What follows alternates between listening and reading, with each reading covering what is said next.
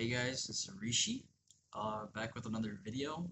Today we're going to be going over Gecko Moria, which I think is the best block deck you can play in the format of the OP, the One Piece bans, which we both know. I think everybody knows Sakazuki's been banned and Great Eruption's been banned, leaving us with a couple good black decks, and I've been doing a lot of testing in the last 2 days, and Gecko Moria seems very cohesive. It beats a lot of decks, and it wins a lot of matchups, beats NL, struggles into a couple harder aggro matchups, so we'll talk about how to play those matchups in future videos and this video. But this video we're gonna talk about the deck and how the bans affect the deck and how we want to build our deck right now. So let's start with understanding the criteria and what goes into the counts of navy packages and thriller bark packages, and we're gonna talk about what potential includes we can put in because we lost Great Eruption, and the benefits and drawbacks of each one. And then we're going to go through the curve that Gecko Moria plays on and how you should prioritize your cards, what you should mulligan for, what you should play on every single turn up to turn 5, which is 10 Dawn, and how to go about after that. And I have a deck list that I'll show you after that is missing a couple cards, but that's up to you to put some in, and I needed more testing on it. So this is part 1 of these videos on the deck. In the second video, we'll be going over matchups like NL, Yamato, Reiju, and Perona, as well as any other deck that could be like seeing a cat. You know, Cat, NL, Reiju, Uta, stuff like that. We're going to be going over meta matchups, and we're going to have gameplay. So stay tuned and hit the subscribe button if you like longer content like this, where I go more in depth, because it's kind of how I function on my channel. Okay, so let's go. Okay, so we have 3 Thriller Bark core cards that function off our leader ability. This is all we have right now, I think. Actually, you can technically play this one other card, which I'll show you later off it. It's a 4/7, but you have to KO one of your Thriller Barks. But these just have too many effects. Okay, so this card, Hogback, only play Hogback if 1, you are losing and you need 2Ks, but the priority when you play Gecko is to get your Gecko in your hand. Gecko cannot be searched unless you're playing a Thriller Bark Siege. We're not playing a Thriller Bark Siege because we have Navy cards. And Gecko is pretty much your win condition in any given matchup, except we're going to talk about Yamato and Reiju, because those decks you do not have enough time and space sometimes to play around, you know, them going double attack into you, so you might need blockers. But because our deck, one of our cards is Perona, functions as a 2K and a leader ability proc, we're able to, we have 12 2Ks in our deck. So let's go here to Navy Core. Okay, so we're gonna have Kuzons, but since we played 4 Ice Age already, we're not gonna have that many Kuzons. We're gonna go with 2 Kuzons, which is great because it allows us to draw a card on those matchups where we don't have anything. We also played on Moria if we just need a reducer. -4 is deadly. We also have Borsalino, which is probably the best blocker in the game for black because it's unKO'able, and without bottom decking decks like Sakazuki, we have the only other deck that really we have to worry about bottom decking is Rebecca or any sort of blue deck. So that's a Borsalino. I'm gonna say is a 4 of, needs to be a 4 of, a 2 of for Kuzon. You can go 4 or 3. It's up to you. And then we have Raw Bellucci, which kind of like, I like to run it to a 2 of, double check, I think it's a 2 or 3 of, it's on my list right here, which I will post in the description, and we are running him at 3 along with Borsalino. So, we got, not only that, we got 3 Sabos, which did not include the Navy Core list sheet, couldn't fit it on screen, but 3 Sabos for yellow, and then we're running 2 Helmeppos, because we'll learn about the Gecko Moria combo in the next slide, and then brand new, obviously, because we need at least 6 2 costs or 7 2 costs that you can play off of Gecko Moria's effect to get the full effect of it, because you play 2 characters, right? So let's look at the Gecko combo. So there's 2 important combos you can play with Gecko. To clear, you have Gecko, Lucci, Helmeppo, or you could play Gecko, Lucci, Ice Age, Helmeppo. We got a couple combos at the bottom. We'll talk about more in the curve, but Helmeppo is usually paired with Lucci in most cases. The only two things you have to reduce are at the KO in this deck. You have Absol and Lucci, so be aware of that and use that to your benefit. So that's why you need to like manage the amount of Luccis you have and look for Luccis and Helmeppos, and then also use Ice Age if you can't find Helmeppo to reduce by 5. Because you're spending 8 Dawn to play 3 cards. You're spending 8 Dawn to play either a combo of, we got Gecko, we're going to Lucci, and we're going to Helmeppo. So what does that do? So, and then if we Ice Age on top of that, we can go -3 to something. So a 5 cost becomes a 2 cost. Perfect. -5 to another thing. So a 7 cost, or 6 cost becomes a 1 cost, or 7 cost. It's up to you. You can KO a lot of units, and you also have 2 Dawn. You play 4 Ice Age. You can also include a Patchwork, which we'll talk about is the card that I think people should be playing. But there is a better card coming soon. So, and then Brandon just searches you a 2K in most scenarios or fuels your trash. So it's pretty perfect strategy. Okay, so 2K selection. We already have our 2K.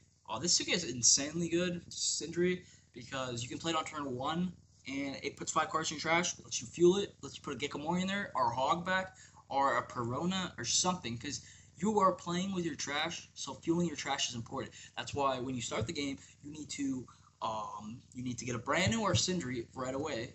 Suru, pretty obvious, it's Great Eruption with a 2K. You can't draw a card, obviously. And then Perona's in our deck already because you can pitch a card, or you can discard, or you can -3. So that's perfect. So we have 12 2Ks, and you can go even further up to 13 because I have a space. But I choose to play the 2 cost, the 2 cost blocker. And it's a thriller bar card. It's on the slide. Okay, so potential includes. Don't know why I didn't put this on there, but so we have the 2 cost on KO. You could draw 2 and discard 2. So this also could be played by Moria. Good early. Still the Bark. Rebecca, you could play Rebecca, and Rebecca can't be played on Moria, which is what Sakazuki tended to do. Only thing is here, you're playing Rebecca, you're playing Hina, you're getting a large minus effect, but there's no 2 cost that's going to KO. So you're not going to have any KO potential unless you're playing like Rebecca off of your hand and Lucci. It just doesn't seem too good, but I could definitely see it in some decks. We'll just see how it pans out. And then we got events. Okay, so we're only having 1 event right now that is not banned because Great Eruption is the other one. So we play 4 Ice Age. Makes sense. It's a -5. It's a -5 with our leader ability. Not leader ability, Moria. So we have 2 Dawn space. And then Great Eruption. So Great Eruption got banned. You know. And we got a couple cards that I think can include Soap Sheep. These 2 cards right here are already in the game. But this card is coming out. So this card is really good. It's good in the Lucci. It's a CP9 card. Draw 1 card so it's Great Eruption, so it's always gonna draw you a card, which is perfect. And if your trash has more than 10, which is pretty easy to do that in Gecko too, because you can Sindri 5, leader ability, discard 3 more, you know, simple stuff like that. But you will be having to return some cards back to your deck. So it is a little harder on Gecko, but this gives it a -3. So I'd like to see this run, but I don't know if it could be potentially included in here because of the amount you have to fuel your trash. Okay, then we're gonna give up to 2 of your opponent's characters -2 cost, which is cool. I mean, you have a 3 and a 4. It's perfect for Lucci. You know, it's perfect in the Holy, but you might not see that much of it, and it doesn't draw you a card. So that's it. And then we have a -3. And then if that character is at 0, it cannot go active. So it's a 3 cost -3. You cannot restand that character next turn. So it's like Dofi, the green stuff. So these are the cards you could potentially include. Another card I think is good is you could include Hina. And in this case, if you played Hina instead of this, you would probably have to include Rebecca. But that's it. Okay, so let's talk about the downsides to this. So we don't draw a card. That's like pretty much the biggest difficulties because Black loves filtering. Sometimes you'll play Great Eruption just because you don't even need the reduction effect. Give up to -2 is good, but -3 to 1 seems a little better. And then having the ability to have another effect is good. And let's be honest, like the trigger is pretty lit. Like draw 2, trash 1. It's pretty good. It's queen. Discard 1 from your hand is basically Great Eruption. So let's talk about going second. So going second, you're always gonna want to go second. It's priority in turn order because you're a black deck, and black decks play on second curve. You're literally your best card is Gecko Moria. Okay, so you're going to mulligan for this. Okay, these are your priorities right here because they feel your trash. Okay, these are your priorities right here, and then this would be great. I mean, this is really good to get if you can get it early. But if you get one of these, just keep it. Just keep it. You probably hit a Moria eventually or a hog back because you have an opportunity to get Moria back from your trash. So let's go to the next slide. And so going second, you're obviously going to either play Sindri or brand new. Never like you can play double. Like I don't see any game where you play double Sindri, but in this case, you'd be playing brand new. You'd be looking for either a Borsa or a Kuzan. But really, the reason you're playing brand new is so you have cards in your trash for next turn, so you can use your leader effect. Or Sindri can trash 5, which is like pretty much guaranteed leader effect unless you get unlucky. Okay, so now you're going second. It's turn 2. 2 options here. Okay, if you are playing into, let's just say NL, or for example a non-aggro deck that's kind of slower on the slower side, you can opt to play leader power, or even Yamato. Corona is pretty good, like discarding cards out of their hand. It's good, but sometimes like better into aggro decks. I don't know why Kuzan's there. Kuzan's not supposed to be there. Kuzan's just like the worst like case scenario. If you have to play Kuzan, you play it. But like into yellow, you can play this card. It'll be good into yellow. So this will be good into yellow, and this will also be good into yellow. Borsalino, or like playing a Rebecca on turn 2, if you have Rebecca, is good into Zoro, Yamato, Reiju. Okay, don't expect to see so much Zoro, but definitely Reiju and Yamato because they are very aggro heavy, and saving them on a counter you can save by playing a Borso is good. It's good, and they can't KO it. So that's like what I would probably recommend. Like I would recommend this as a priority. Like even into the Yamato, you want to be mulliganing for 2Ks in this and blockers. Like, Yamato is a matchup where you're not going to be playing Moria that much, and we're going to talk about that in future videos, but let's look at the next slide. So we're going second, now it's turn 3, so you have 3 options, and I listed them by priority, and then outside of that, you can kind of mix and match, use your brain over here. So, okay, they have nothing on their board, because they, like, you're at 6, they were at 5, whatever, they played a Gedatsu. If they played a Gedatsu, it's like, or like something that you want to kill, you can kill it. And that would probably be your like main priority. But this hand is like really good because it lets you set up. Here. So you can play a Borsar, Kuzan, or a Hogback. But since you're at 6 on, you cut like this. The reason why this is a #1 priority play is the Hogback is because if you don't have Moria and you're going into turn 8, you are fucked.